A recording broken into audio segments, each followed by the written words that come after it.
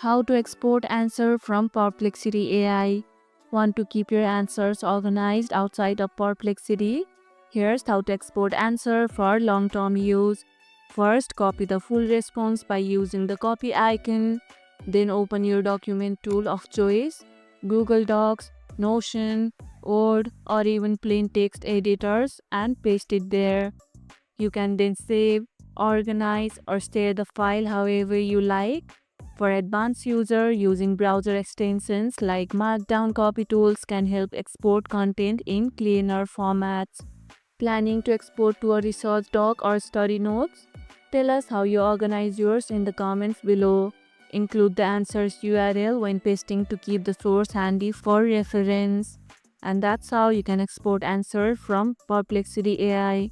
And if this video helped, hit the like button, share it, subscribe, and leave a comment. Thanks for watching, and I'll see you in the next one.